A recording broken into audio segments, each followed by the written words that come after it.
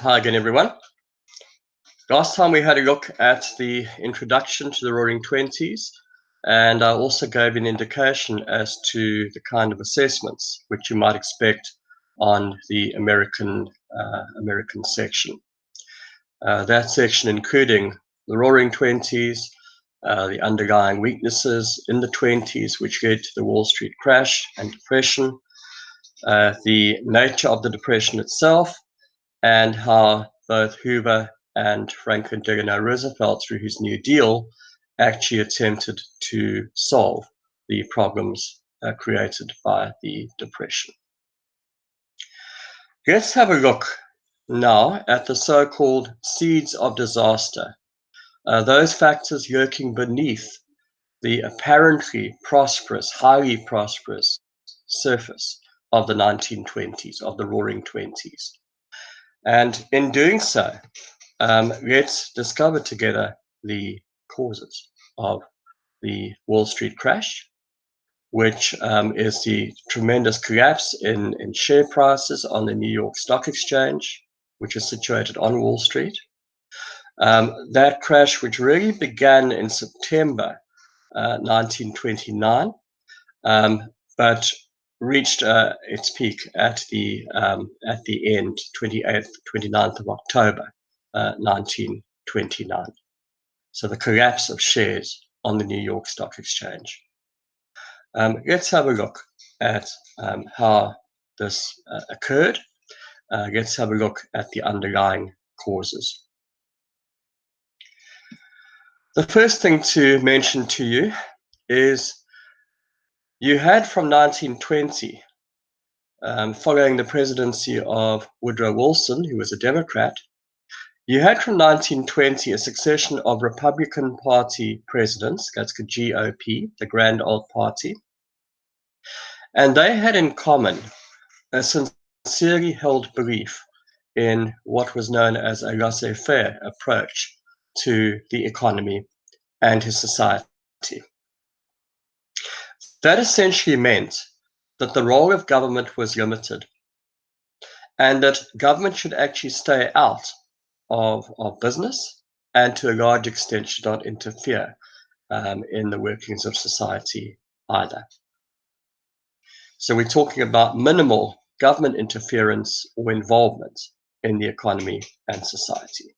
As I've said, a very sincerely held philosophical and political belief. Belief held by Warren Harding, his successor, Calvin Coolidge, and by that very unfortunate man who elected only in 1928, 1 year before the Wall Street crash and the Depression, who's going to cop the blame for this economic catastrophe. That man being President Herbert Hoover.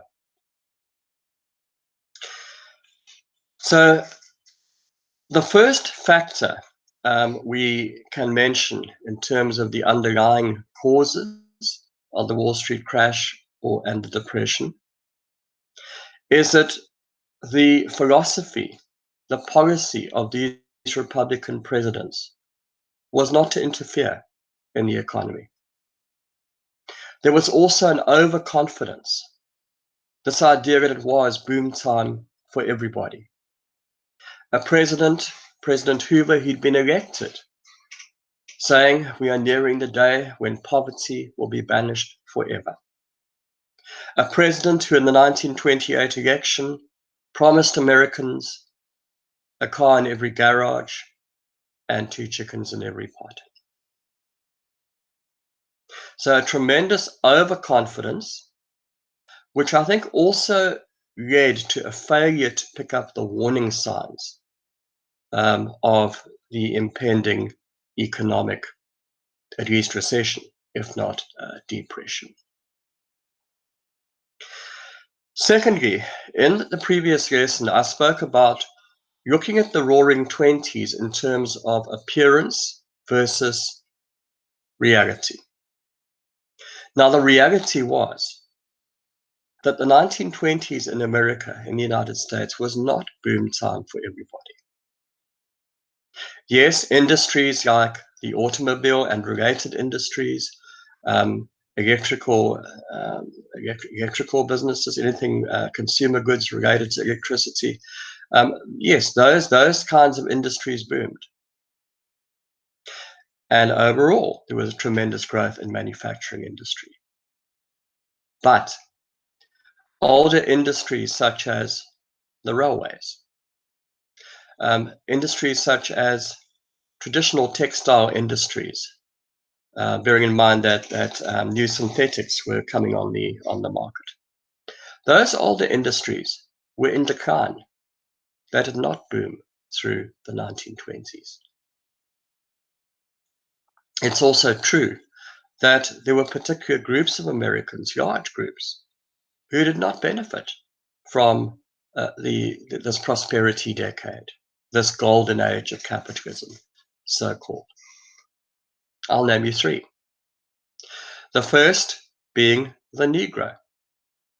The Negro remained, okay, we're talking only of about 10% of the population perhaps, but they remained an underclass, situated either mainly on the plantations in the South or the ghettos of the industrial cities of the North. Cities such as Detroit, Chicago. Another group which did not benefit from boom time in America, that group was the farmer. I mentioned last time that America had benefited hugely from her involvement in the First World War, that America essentially benefited from supplying the war needs of the Allies, and that included the need for agricultural goods. You can imagine that with a war being waged on its territory, countries like France, Belgium, countries like the UK, which was heavily involved in waging the war, especially on the Western Front, you can imagine that they needed to import agricultural produce from the United States. So what happens? The American farmer essentially overextends himself. To meet this demand and to benefit from supplying the Allies during the First World War, the American farmer actually goes to his bank, takes out a mortgage or extends his mortgage in order to increase production, perhaps to buy up more land, whatever the case may be, perhaps to invest in machinery or livestock. And when the war ends, you have a situation in the United States with that European market now having dried up as agriculture recovers in Europe, and there isn't this need for American agricultural goods. You have a situation where there is a tremendous oversupply suddenly of that which is produced by the American farmer. So whether it's livestock or grain, whatever the case may be, there is a huge drop in prices for agricultural goods. So throughout the 1920s, that large sector of the United States economy, agriculture, farming, is in recession. There is no boom in American agriculture. Apart from the Negro, the farmer, we talk about the worker being exploited during the 1920s. Now, wages did increase to some extent for the American worker. But the increase in wages did not keep pace with the tremendous increase in productivity which manufacturers like Henry Ford achieved through the division of labor, the assembly line, those things we mentioned last time. Also note that trade unions fell victim to this conformism of the 20s, that darker side of the American society in the 20s, the suspicion of anything alien, and especially suspicion of socialism and communism. Trade unions were essentially persecuted almost. I mean, there was very strict control of their activities. They were very much associated with these strange doctrines of socialism and communism. And so there were not strong unions who were able to act on behalf of the American worker or to protect his interests. So many industries had not shared in boom time in America. Significant groups had not prospered during the so-called Roaring Twenties. The difference between appearance and reality. We also need to know that during the 1920s, there developed an unstable financial structure.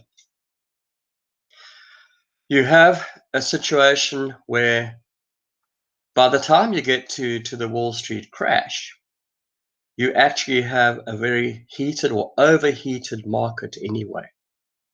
It means that the share prices were unrealistically high given the actual state of the economy by October 1929. There was going to be a correction at some point, not necessarily a crash, but certainly a correction. And that is a feature of capitalism anyway, that you have the cyclical nature of capitalism, where you have not exactly boom and bust, but you have your better economic times and then times when you go into a bit of a slump. Now, let me elaborate on the unstable financial system. You have just about everybody, that's perhaps a bit of an exaggeration, but many ordinary people speculating on the stock exchange. It's one of the reasons for the overinflated prices of shares on the stock exchange. To buy shares on the stock exchange, they were able to buy on the margin. Your New York cab driver, for example, not a typical stock exchange investor. That person could actually invest or pay up only 15% of the purchase price of the shares. And the agreement was that he would actually pay for his original purchase price, the original price of those shares, the total price, over time, using the dividends, using the profits he would gain from that investment, buying on the margin. So that enabled many, many people to invest in the stock exchange who actually had no business doing so. The other point I need to mention is that you had the so-called pyramid trusts. These, I'm sad to report, were also known as holding companies.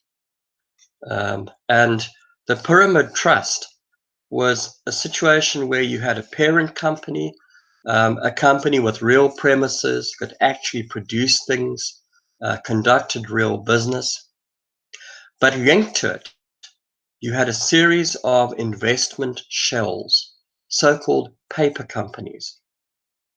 And they would offer different investment opportunities to potential investors, a bit different in each case. And the idea was that through investment shells or paper companies linked to the parent company, overall, you would attract greater investment. Well, think for yourself what happens when that parent company runs into difficulty. Think for yourself what happens when that company and its share price collapse, when it cannot pay dividends. It's not just the investors in that company who are going to be hurt by crash and depression, but because of this pyramid trust structure, you are going to have many, many more investors, those who've invested in the related companies, the investment shells. They are also going to lose their money. Makes the effects of the crash worse. Then again, in terms of the financial system, during the 20s, you've had United States institutions, banks making very unwise loans, especially to Europe, to European governments, and also to European banks. Imagine the effect on the United States and its financial institutions when the Great Depression hits Europe and those loans cannot be repaid. So there again, to the overconfidence, to the appearance versus reality in terms of which industries benefited, many didn't. Which groups benefited from the boom, many didn't. To that, we have added the unstable financial system. Can you see how there were so many causes, so many seeds of disaster lurking beneath the surface of this apparent golden age of capitalism, the Roaring Twenties? Something else we should remember is, and to me, this is the most powerful explanation for the Wall Street crash and the subsequent depression. We must remember that the phenomenon you are seeing is also the phenomenon of the saturated market. This has to do with the demand for goods, the goods produced by American factories. Now, it's not as if suddenly in September or October 1929 or thereafter, it's not that suddenly there is no demand for your Model T Ford or other goods produced by American factories. No. But the rate of demand slows. When the rate of demand slows, the effect is that sales will drop and dividends being paid out to investors by particular companies will drop. And investors will notice that. What takes over in October 1929 is also human psychology. Because after various attempts by large investors, such as Rockefeller, for example, many attempts by them to buy up stock to actually stop the selling of shares, you have by the end of October 1929 a kind of a mass hysteria taking over. Human psychology enters the picture, and you have the panic selling of shares, which had begun with investors responding to those warning signs, companies faced with less demand, reporting lower profits, paying lower dividends. Investors seeing this and trying to maximize their investments by getting out, if not at the top of the market, before the prices fell any further. And this culminating by the end of October 29 with panic selling. All goes back to the saturated market. People like Hoover had thought it was the golden age of capitalism. What they weren't seeing, what many were not seeing, is the fact that continuing prosperity in the United States depended on the continuing, not just the demand, but the continuing increase in demand for goods by the middle class and the rich. Because there were other sections of American society that had never really been part of boom time in America. So I hope through that you have gained some understanding of some of the underlying causes of the Wall Street crash and depression. And I'm now going to quickly sketch for you some of the effects of the Great Depression.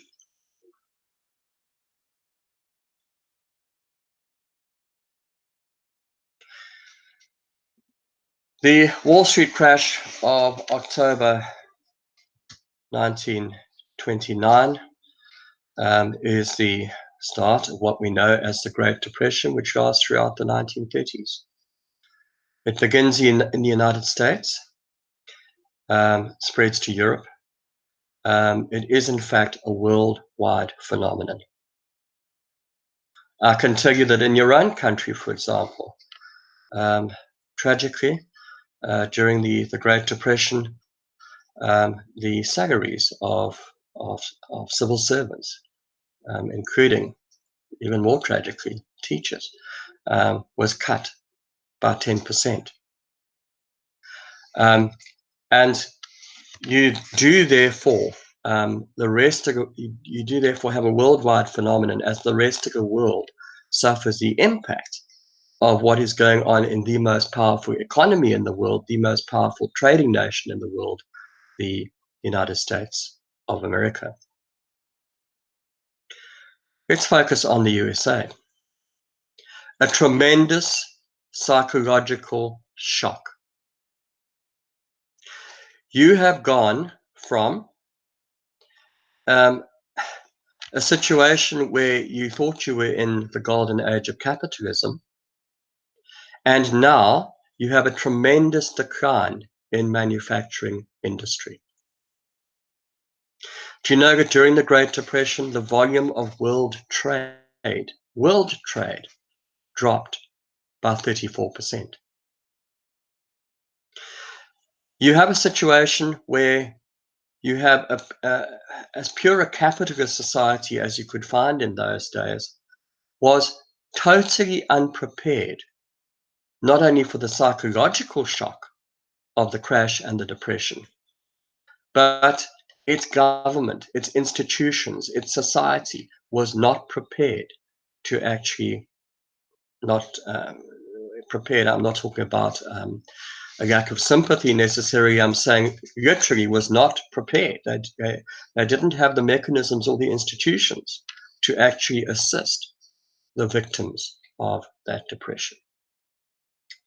There was no safety net for those who fell victim to the Wall Street crash and the Great Depression. The major symptom was mass unemployment.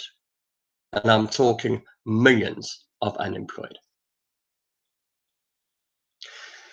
So, for example, in many cities, especially of the industrial north, you had up to 40% unemployment. Of course, in South African terms, we almost, and this is tragic too, we almost take that for granted because it's almost our normal unemployment rate, certainly from the mid-30s to 40%. Nonetheless, huge shock for the United States. In a city like Chicago, you've got 70% of Negroes in Chicago being unemployed. You have a situation where people were going to have to rely on soup kitchens. You had a situation where people were scavenging on rubbish dumps. Golden age of capitalism. You can see how this would be a shock.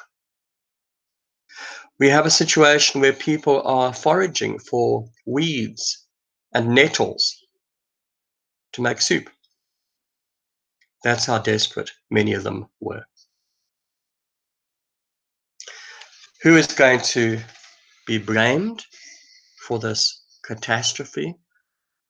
So many people losing their jobs, so many people losing their fortunes in some case, people unable to pay their mortgages, losing their homes. And agriculture, beginning in the early 1930s, the so-called Dust Bowl effect, where in the Midwest, you'd actually had the effects of overgrazing. You then had tremendous winds. You had the topsoil being blown away. The soil was rendered useless, could not be farmed. To add to other victims of the Depression, you have farmers having to load everything they possessed, perhaps onto the roof of their single Model T Ford, and off they went, perhaps to find seasonal work like fruit picking on the outskirts of cities in perhaps California. You have developing on the outskirts of major American cities the so-called Hoovervilles. That tells you who they blamed. Those shantytown settlements, which are such a feature of the mass unemployment and the poverty of the Great Depression. There is a bitterness in that name. They were named Hoovervilles because President Hoover, who promised so much, seemed incapable of dealing effectively with the impact of the Wall Street crash and depression. Hoovervilles, mass unemployment, scavenging on rubbish dumps. In a country which was supposed to be the model of a successful capitalist society and economy. And just as an aside, it won't have escaped your notice that during the 1930s, Joseph Stalin was, he thought, proving the triumph of socialism, of communism, through the success of his 5-year plans. Next time, we're going to have a look at how President Hoover attempted to deal with what confronted him, the effects of the crash and depression. It's not true that he did nothing. It's also not true that he was callous or cold or lacked sympathy or empathy. But ultimately, he failed. We're also going to look at what Franklin Roosevelt offered, by contrast, in his famous New Deal. Thank you, and please remember to pose any questions or to post any inquiries on the WhatsApp group, in the case of my class, or through Google Classroom. Thank you.